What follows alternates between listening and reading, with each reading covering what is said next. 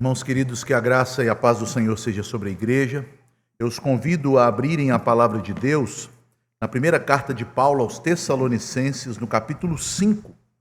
Nós vamos ler estes 3 versículos que são bem sucintos, versículos muito diretos, mas que nos trarão verdades importantes para meditarmos a respeito da gratidão, que é o motivo de estarmos realizando este culto hoje, no dia de ação de graças.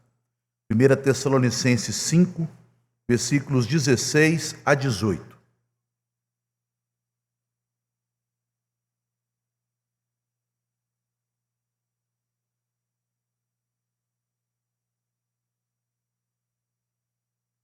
Diz assim a palavra do Senhor: Regozijai-vos sempre, orai sem cessar, em tudo dai graças, porque esta é a vontade de Deus em Cristo Jesus para convosco. Regozijai-vos sempre, orai sem cessar, em tudo dai graças. Oremos. Pai querido, nós acabamos de ler a Tua palavra, e são ordens, ó Deus, muito claras e muito diretas. Mas sabemos, ó Deus, que há na Escritura verdades que o homem natural não pode entender, pois a alegria, o regozijo do qual fala o apóstolo, não é a alegria que os homens possam experimentar sem o Teu Espírito e sem o Evangelho. Da mesma forma, ó Pai, a oração é um exercício de comunhão espiritual que somente os Teus filhos podem nutrir. E por fim, ó Deus, este tipo de gratidão que aqui nos é colocado como um preceito, um dever, também só pode ser produzida em nosso coração pelo poder do Teu Espírito Santo. Por esta razão, ó Deus, que nós Te pedimos que agora em que vamos ouvir a meditação na Tua palavra, que nossa mente seja esclarecida, instruída pelo ensino das Escrituras, e da mesma forma todo o nosso ser, nossos sentimentos, já que a Bíblia nos ordena nos alegrar, da mesma forma nossa vontade, já que a Bíblia ordena que tenhamos uma disposição para orarmos incessantemente, e também, ó Deus, todo o nosso ser, nossa razão, nosso intelecto, sejam, ó Deus, conduzidos pelo Teu Espírito Santo à obediência da palavra, a obediência que provém do Evangelho. Porque, ó Deus, nós sabemos que não somos salvos pela obediência, a não ser a obediência de Cristo, mas somos salvos para a obediência, porque em Cristo, o Espírito dele nos capacita a vivermos como nova criação, em novidade de vida. E é isso que Te pedimos, ó Deus, que o Senhor produza em nós um coração cheio de gratidão. Em nome de Jesus o fazemos. Amém e amém. Meus amados irmãos, a primeira coisa que nós devemos entender neste chamado Dia de Ação de Graças é que este dia não pode ser entendido como uma data isolada no calendário. Não existe apenas um dia de ação de graças, mas é um dia em que nos reunimos para fazermos ao nosso coração um lembrete da maneira como todo cristão deve viver. A gratidão não deve ser a expressão de um dia. A gratidão deve ser a expressão de uma vida. A vida do crente deve ser uma vida de constante gratidão todos os dias ao Senhor. A vida cristã deve ser sempre adornada por este estado de gratidão. Portanto, é um dia para nos lembrar de um dever. Nós temos o dever de sermos sempre gratos. Gratos a Deus pelas bênçãos comuns com as quais Ele abençoa toda a humanidade, incluindo nós crentes, mas principalmente gratos a Deus pelas bênçãos especiais que são decorrentes da sua graça em Cristo, para aqueles que estão em Cristo. Meus irmãos, no entanto, isto não é fácil. Nós sabemos quão difícil é ter um coração grato, ainda mais nos dias em que vivemos, em que somos pessoas tão ávidas por termos desejos atendidos tão logo eles aparecem. Nós queremos as coisas muito rápido, e isto gera não apenas ansiedade em nós, mas isso também tem gerado em nossos dias um sentimento de ingratidão. Somos ingratos uns aos outros, o marido é ingrato à esposa, a esposa ao marido, os pais aos filhos, os filhos aos pais, o pastor aos crentes, os crentes aos seus líderes e pastores. Somos ingratos às autoridades, as autoridades demonstram ingratidão aos seus cidadãos e principalmente somos ingratos, tendemos a ser ingratos a Deus. Nem sempre é fácil sermos gratos, porque nós também vivemos em um mundo caído. Nós estamos cercados de situações que roubam a nossa paz, que frustram nossa esperança, que minam nossa alegria, que causam, portanto, ingratidão. Esta é a nossa realidade. E é por isso que a Bíblia ordena sermos gratos, porque não é algo fácil, nem algo automático, muito menos algo natural. A Bíblia não ordena, respirai, porque nós já fazemos isto automaticamente, mas a Bíblia ordena, sejam gratos, porque não é algo simples.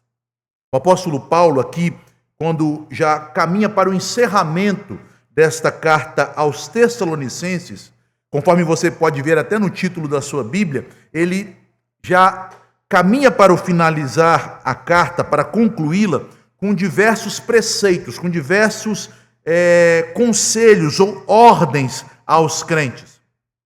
Vários deveres morais são colocados um atrás do outro, alguns até mesmo sem muita explicação, para que os crentes sejam fortalecidos naquilo que o Senhor Deus já havia feito na vida deles.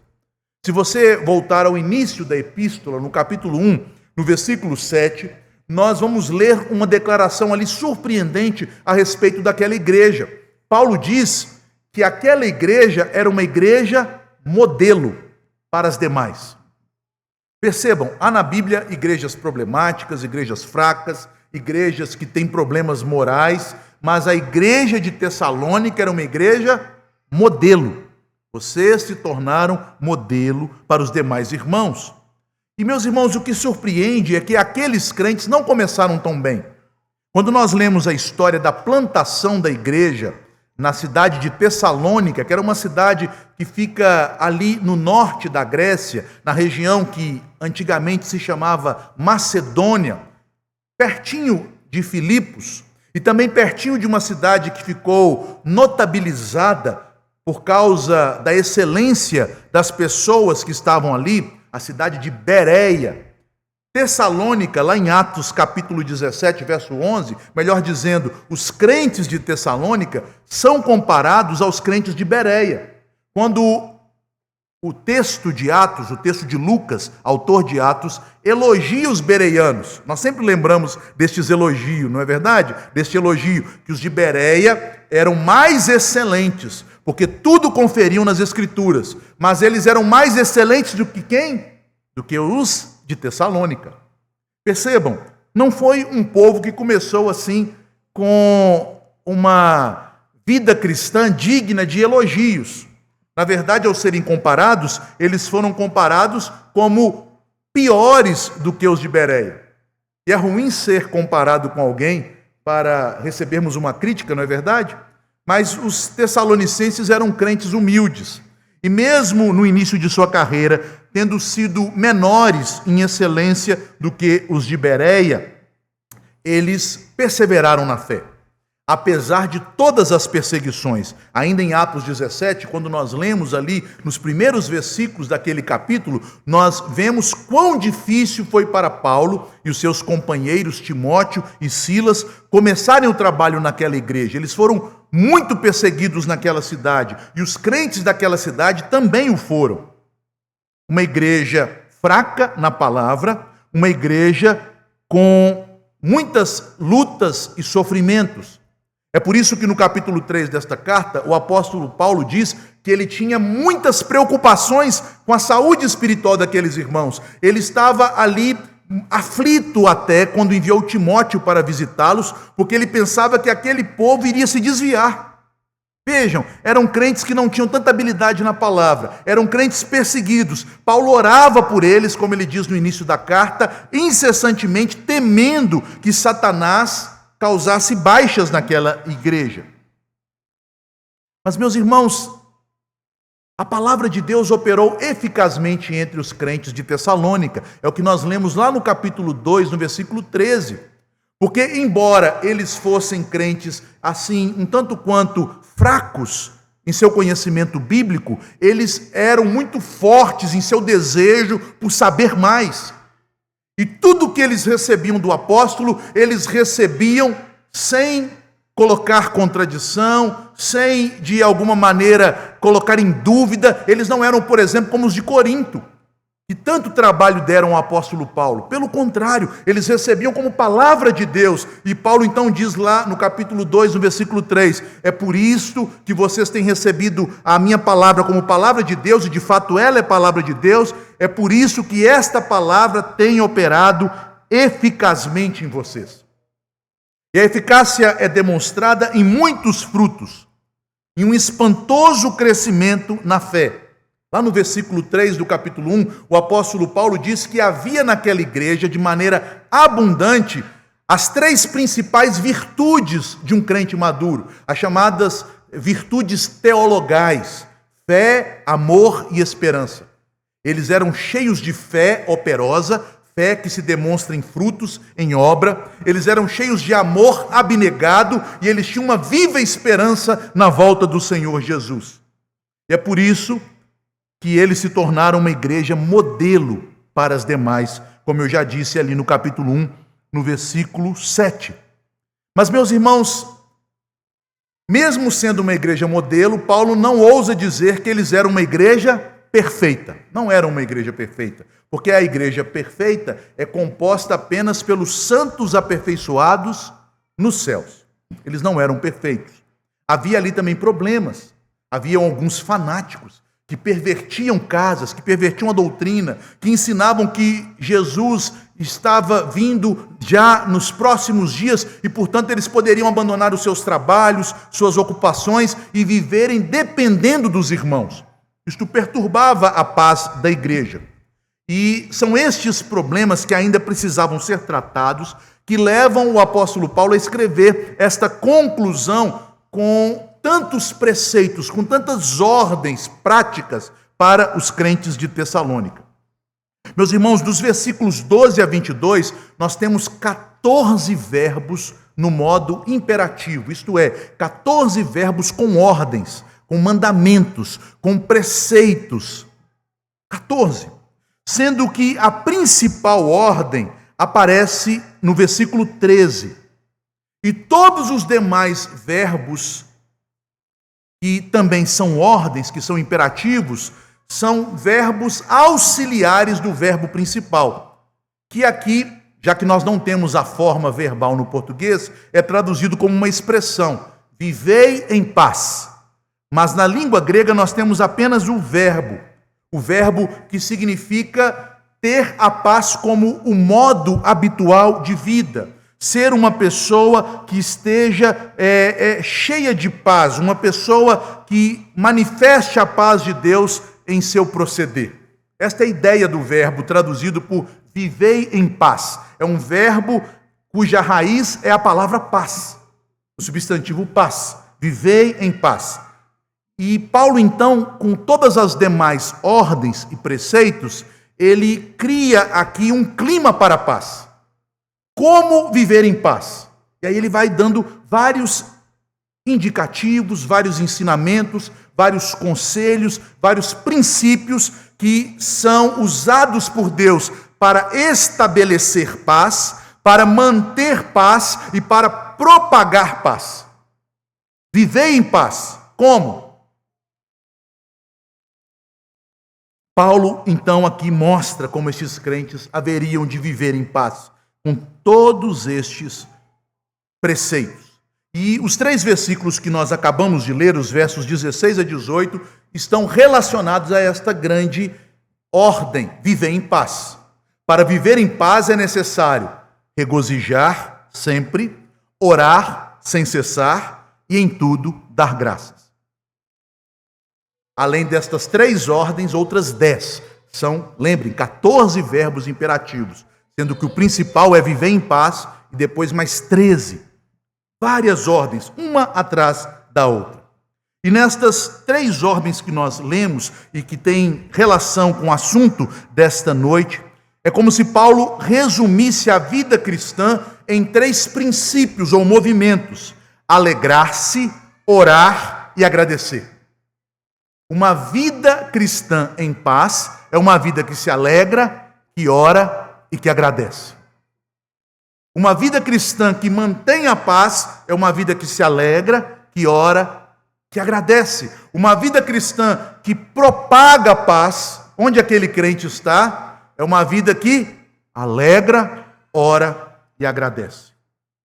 E Paulo conclui estas 3 ordens específicas, mostrando que isto é a vontade de Deus em Cristo para nós. Portanto, a ideia destes 3 versículos é a seguinte: a vontade de Deus é que vivamos em paz, com alegria, oração e gratidão. A vontade de Deus é que vivamos em paz, com alegria, oração e gratidão. Vamos começar com alegria. A primeira ordem: regozijai-vos sempre. A alegria do cristão não depende de circunstâncias. E todos nós sabemos disto. Mas percebam a riqueza do que o apóstolo Paulo está nos dizendo.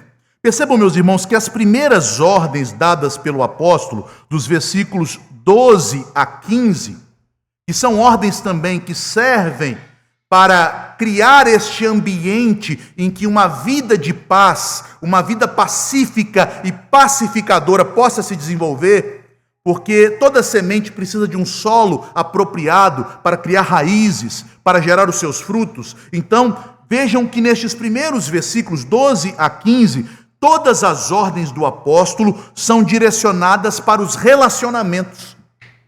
Para os relacionamentos interpessoais. Vejam, no verso 12, ele fala do relacionamento entre os presbíteros, os que presidem, os presbíteros da igreja e os membros. No versículo 14, ele fala do relacionamento entre os vários tipos de crentes. E veja, na igreja só tem pessoas sem nenhum problema? Não, pelo contrário, ele fala aqui de pessoas que precisam ser corrigidas, pessoas que são insubmissas, pessoas que precisam ser consoladas, que estão desanimadas, pessoas que são fracas e pessoas que precisam da nossa paciência, da nossa longanimidade, porque para nos relacionarmos, esta é a virtude principal: sejam pacientes uns com os outros, sejam longânimos. O apóstolo, então, ele conclui este assunto dos relacionamentos no verso 15, dizendo que nós devemos sempre tratar o outro pagando o mal com o bem, sermos bondosos com todos. Mas a partir dos versículos 16 a 18, vejam, meus irmãos, que as ordens não tratam das nossas atitudes para com os outros, para com o próximo, mas de atitudes internas no coração. Portanto, Paulo aqui dá aos crentes preceitos para viverem em paz no coração, em sua alma. Como viver em paz com os outros? Versículo 12 até o versículo 15. Como ter paz em si mesmo? Versículos 16 a 18. E como esta paz é ministrada na igreja? Versículos 19 a 22. Portanto, a primeira atitude interior que produz a paz é a alegria. Alegria, regozijai-vos. Tenham alegria. Sem alegria não há paz. Sem regozijo nós não vamos usufruir de paz. Nós seremos tomados por ansiedades, nós seremos tomados por preocupações, nós seremos tomados por medos, nós seremos tomados de muitos sentimentos que roubarão a paz de nossa alma. Mas vejam, meus irmãos, que tipo de alegria é esta? A palavra usada pelo apóstolo Paulo parece enfermidade do dente, né? Kairete. Mas não é cari, não, é kairete, que vem da palavra grega caris, que significa graça. Graça. Esta palavra significa alegrar-se, estar feliz, mas também é usada como uma saudação. Quando Jesus saudou as mulheres ali no jardim do sepulcro, ele usou esta palavra, kairete, salve. Foi esta palavra que o anjo usou quando se apresentou a Maria para anunciar que ela seria a mãe de nosso Senhor, quando ele disse a ela, salve, kairete. E agora o apóstolo Paulo diz a nós, salve, kairete. Esse verbo procede da palavra graça, indicando um tipo de alegria incomum, porque é uma alegria espiritual, uma alegria que não é fruto de emoções instáveis, mas que é obra de Cristo em nós. Porque, meus irmãos, nós sabemos que o mundo se alegra quando as coisas vão bem. A alegria no mundo é alegria condicionada à saúde, a recursos, a uma família estável, a realização de nossos sonhos e desejos. Mas não é desse tipo de alegria que o texto está dizendo. A alegria aqui, que tem sido colocada pelo apóstolo como um preceito, como uma ordem, é uma alegria que nós podemos ter enquanto enxugamos as lágrimas de nossos olhos. É a alegria que podemos ter enquanto lamentamos uma perda. É a alegria que podemos sentir mesmo nas horas de um luto. É a alegria que procede da graça. A alegria que vem do Espírito, a alegria de sabermos que Deus nos ama de tal maneira que deu o seu Filho por nós, é a alegria de poder firmar nosso coração até nas horas incertas da vida, nas bênçãos do Evangelho. Era a alegria que aqueles irmãos tinham. Vejam que o apóstolo Paulo testifica isto no capítulo 1, no versículo 6. Ele diz lá, com efeito, vós, tessalonicenses, vos tornastes imitadores nossos e do Senhor, tendo recebido a palavra, posto que em meio de muita tribulação, então eles estavam passando problemas, tribulações, mas o que eles sentiam no meio da tribulação? Com alegria do Espírito Santo. Esta é a ordem, kairete, alegrem-se na graça, alegrem-se no Evangelho, alegrem-se no amor de Deus tão grande que te foi dado em Cristo, alegre-se em saber que você é um filho de Deus, alegre-se pelo fato de que o Espírito Santo de Deus habita em você, pecador, porque os seus pecados foram lavados pelo sangue carmesim do Cordeiro de Deus. Quando passamos por quaisquer situações difíceis da vida, ao elevarmos nossos pensamentos aos céus, para extrair de lá as verdades do Evangelho e aplicá-las à nossa vida, então nós encontramos alegria. É desta alegria que o apóstolo está dizendo. Alegria espiritual. Alegria que não olha para as circunstâncias, mas que tem sua atenção fixada na obra de Cristo, na cruz, na ressurreição. Por isso, meus irmãos, não é absurdo ordenar ao crente que ele se alegre sempre. Lembrando do Evangelho, eu posso me alegrar em um lugar de luto. Lembrando-me do Evangelho, eu posso me alegrar diante de uma grande fatalidade. Lembrando-me do Evangelho, eu posso me alegrar nas minhas fraquezas. É desta alegria que está dizendo o apóstolo. João Calvino, comentando este versículo, ele diz: nosso coração só encontra firme alegria no testemunho que Deus nos dá de sua graça.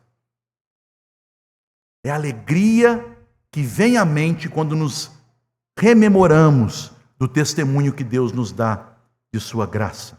Alegria espiritual. Portanto, meus irmãos, aplicando esta primeira ordem, este primeiro preceito, lembre-se, meu querido irmão, minha irmã, você não precisa esperar que tudo se acalme, que todos os problemas cheguem a uma solução para se alegrar. É óbvio que nós também, como seres humanos, nos alegramos com as coisas naturais da vida, mas não é esta alegria que precisamos ter sempre no coração para experimentarmos paz. Não! A alegria da qual o apóstolo está dizendo aqui é um ato de fé no Evangelho, é reconhecer que Deus está no trono, mesmo quando passamos pelo vale. É reconhecer que Ele nos ama, mesmo quando enfrentamos noites escuras. Eu não entendo os caminhos de Deus, mas eu confio que Ele é bom por causa de Cristo. Conforme está em Romanos 5,8. Deus prova o seu amor para conosco. É porque tudo vai bem? Não. Ele prova o seu amor para conosco pelo fato de seu Filho ter morrido por nós, quando ainda éramos pecadores. Alegrai-vos sempre. Em segundo lugar, orai sem cessar. A vida do cristão depende de Deus todo o tempo. A palavra usada aqui para oração é uma palavra grega composta. Ela tem um sufixo que indica direção, para, como se fosse um subir.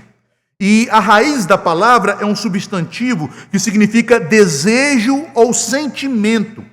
Orar aqui, a palavra usada pelo apóstolo na língua original, tem o sentido de elevar o coração a Deus, de alçar aos céus os nossos desejos, de derramar o nosso ser, os nossos sentimentos na presença do Senhor.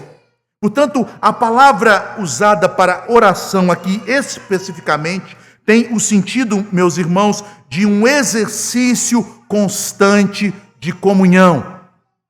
Em outras palavras, o que Paulo está dizendo é: tenham constante comunhão com Deus. Isto é uma verdade muito palpável na vida cristã.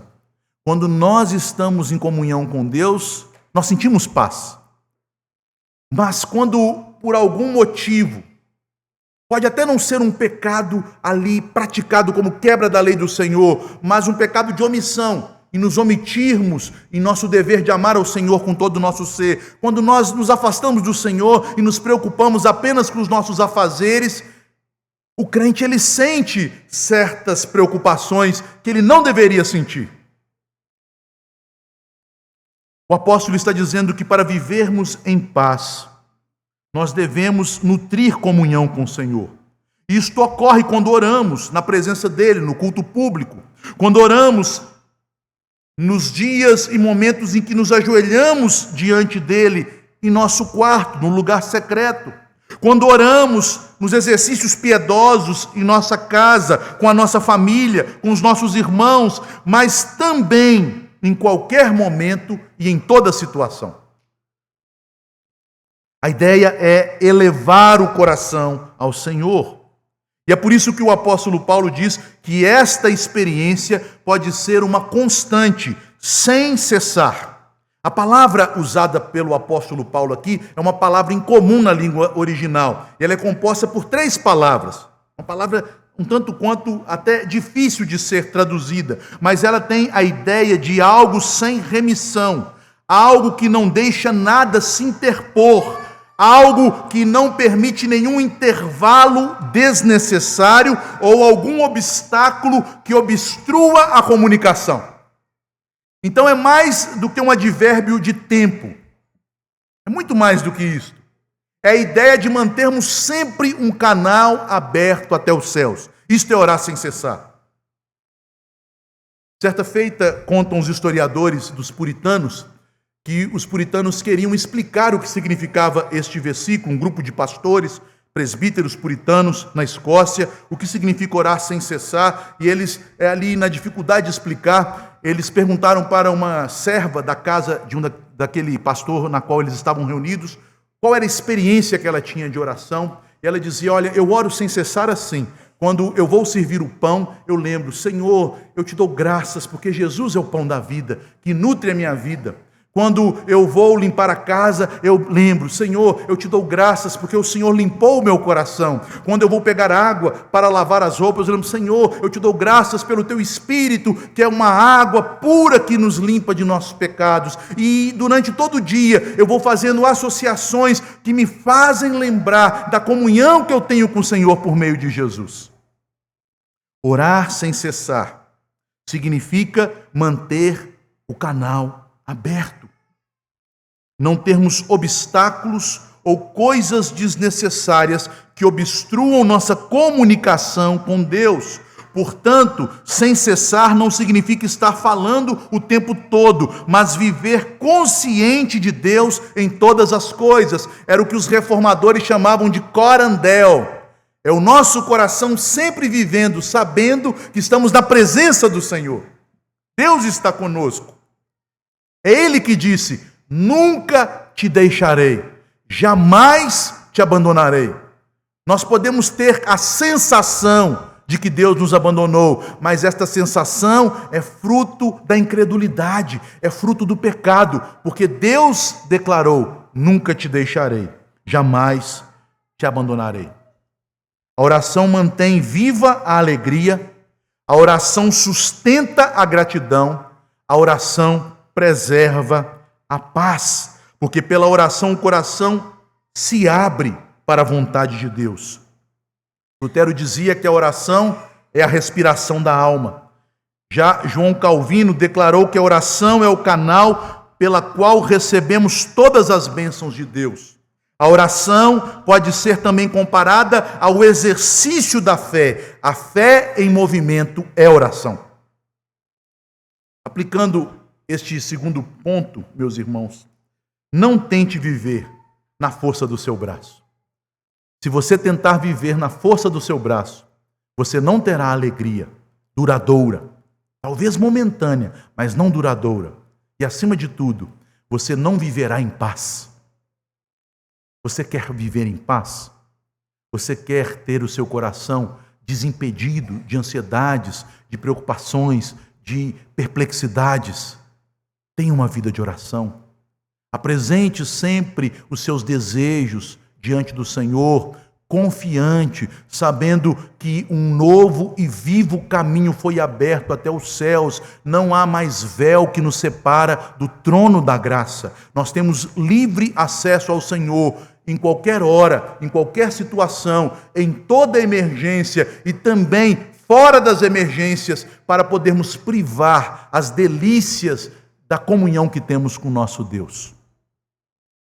A oração transforma não apenas as circunstâncias, mas ela transforma principalmente o nosso coração diante destas circunstâncias. A oração produz paz. Uma ilustração deste ponto, para que os irmãos entendam melhor o que eu quero dizer. Vocês se lembram quando Jesus dormia no barco, enquanto a tempestade o assolava no meio do mar da Galileia, e seus discípulos desesperados o acordaram dizendo: mestre, não se te dá que morramos? O Senhor vai deixar a gente morrer, mestre? Antes de Jesus repreender a tempestade, ele repreendeu os seus discípulos. Por que vocês são tão tímidos, homens de pequena fé? E timidez aqui não é um traço da personalidade. Timidez aqui é um traço de uma fé fraca. Vocês pensam que eu, que estou pronto a dar a minha vida por vocês, vou deixá-los morrer nessa tempestade? Vocês não acreditam em mim, não? A oração, antes de mudar as circunstâncias, ela muda o coração. Só depois de Jesus acalmar os discípulos é que ele acalmou a tempestade. E por fim, em tudo, dai graças. Alegria, oração e gratidão. A gratidão é a vontade de Deus para nós. Meus irmãos, dar graças em tudo não significa que tudo que nos acontece é bom, não é verdade? E muitas vezes nós achamos que dar graças em tudo é dar graças por tudo. Estava meditando naquele hino que nós cantamos, né? Te agradeço, ó Deus, os meus amigos, e os inimigos também te agradeço. A Bíblia manda agradecer pelos inimigos? Não. Não é dar graças pelos inimigos, é dar graças em situações em que somos confrontados por inimigos, em situações adversas. Em tudo, e não por tudo, em tudo dai graças. Ou afinal de contas o apóstolo Paulo deu graças quando o diabo o tentou com um espinho na carne. Senhor, te dou graças pelo diabo. Não tem sentido uma oração dessa. Senhor, te dou graças pelo tentador. Senhor, te dou graças pelas chicotadas que eu estou tomando. Não é dar graças por tudo, é em tudo dar graças. O verbo aqui, antes de falarmos mais da situação, o verbo aqui é da mesma raiz da palavra regozijar. O verbo é eucaristel, que vem da palavra caris, graça. Só que este verbo tem aí um prefixo, eu, que é o adjetivo bom ou boa, junto com a raiz graça. Assim, o verbo significa literalmente um reconhecer que a graça é boa. O que é dar graças em tudo? É reconhecer que apesar de inimigos, que apesar do tentador, que apesar dos desmandos das autoridades de nosso país, que apesar das dificuldades deste mundo, que apesar dos meus próprios pecados, a graça é boa. A graça é boa. Tem muita coisa ruim neste mundo, mas a graça, ela é melhor do que a vida. A graça é boa. Isto é dar graças, reconhecer a bondade, a maravilha, a beleza da graça de Deus. Deus continua sendo bom, apesar de tudo o que acontece. É isto que significa eucaristel. A graça de Deus é boa. Nós não agradecemos pelo mal, mas agradecemos a Deus no meio do mal. Essa preposição em significa dentro. Mesmo em situações em que caímos em tentações ou somos acometidos pelo tentador, mesmo em situações que inimigos se levantam, mesmo em situações em que o nosso pecado entristece o Espírito Santo de Deus e nos entristece, em todas estas coisas, a graça é boa. E eu posso dar graça pela graça. A gratidão é reconhecimento da soberania de Deus. E que nessa soberania nós fomos alvos de um plano especial de Deus, se estamos em Cristo. Nós fomos alvos da eleição. Ele nos escolheu em Cristo. E em Cristo eu sei que apesar de todas estas circunstâncias nas quais eu posso estar, em todas elas a graça é boa e eu posso dar graças a Deus, porque estamos em Cristo, somos morada do Espírito e podemos ver a bondade de Deus nesta graça. Esta é a mesma ideia que nós encontramos em Romanos 8, quando o apóstolo Paulo diz: porque todas as coisas cooperam para o bem daqueles que amam a Deus, daqueles que foram chamados segundo o seu propósito, para os eleitos. E esta era a perspectiva de Paulo para esses crentes de Tessalônica. Veja que no versículo 4, o apóstolo Paulo, ele dá graças por aqueles irmãos. Verso 2, ele diz: damos sempre graças a Deus por todos vós. E aí ele usa 3 verbos que indicam o motivo de gratidão dele por aqueles crentes. Primeiro, mencionando-vos em nossas orações, no verso 3. Segundo, recordando-nos das virtudes que Deus tem produzido em vocês, fé, amor e esperança. E terceiro, no verso 4, reconhecendo, irmãos, amados de Deus, a vossa eleição. Deus escolheu vocês, porque vocês estão em Cristo e têm produzido frutos do Evangelho na vida de vocês. Isto é prova que em todas estas circunstâncias de perseguição, de luta, de adversidade, a graça, a boa graça, tem operado em vocês.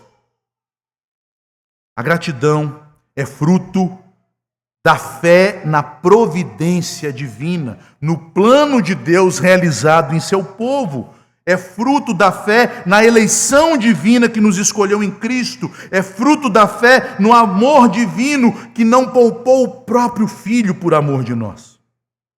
E o apóstolo então conclui: ser grato pela graça, reconhecer em todas as circunstâncias que a graça permanece sendo a mesma, boa. Esta é a vontade de Deus em Cristo Jesus para os crentes.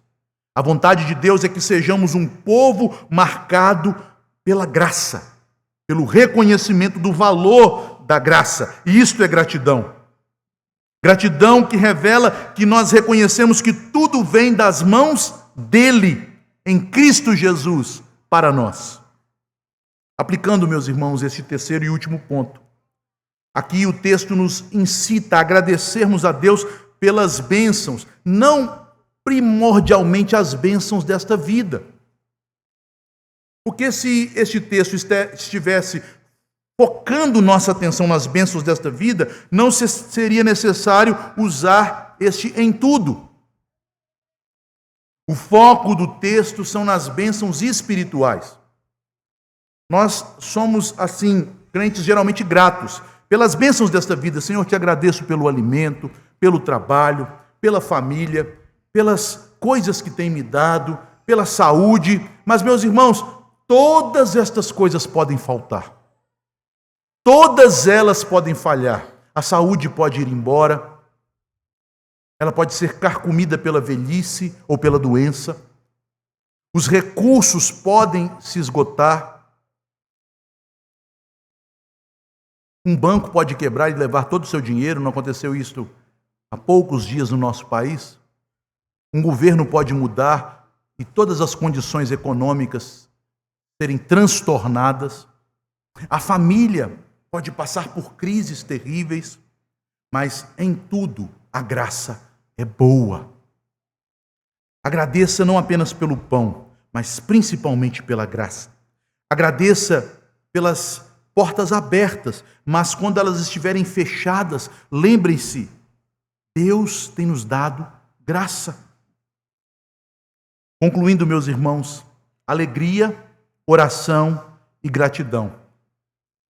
Para nós crentes não são sentimentos passageiros, sentimentos transitórios, condicionados pelo momento, mas são disciplinas da graça, produzidas pelo Espírito Santo na vida daqueles que são filhos de Deus e que estão em Cristo Jesus. Por pior que seja a situação em que vivamos, nós podemos nos alegrar, porque a graça nos alcançou, porque o Evangelho nos salvou, porque Cristo venceu. Independente de qual seja o nosso estado de ânimo, às vezes não temos força nem para falar, mas nós podemos elevar o nosso coração à presença de Deus e orar sem cessar, porque Deus ouve até os nossos gemidos. Não importa a circunstância que estejamos passando, de crise, de adversidade, de penúria, nós podemos dar graças em tudo, porque Deus governa tudo e Ele tem governado para o nosso bem, porque Ele nos revelou a vida eterna, a salvação em Cristo Jesus, e esta é a mensagem da graça. Meus irmãos, esta é a vida que agrada a Deus, esta é a vontade de Deus para nós. Essa é a vida que produz paz. Vivei em paz. Produz paz, nos mantém em paz, nos torna pacificadores. Nesse dia de ação de graças, o Espírito Santo fortaleça em nós estas atitudes espirituais. Alegrai-vos, orai sem cessar, e em tudo dai graças. Vamos ficar de pé, vamos orar, encerrando o nosso culto.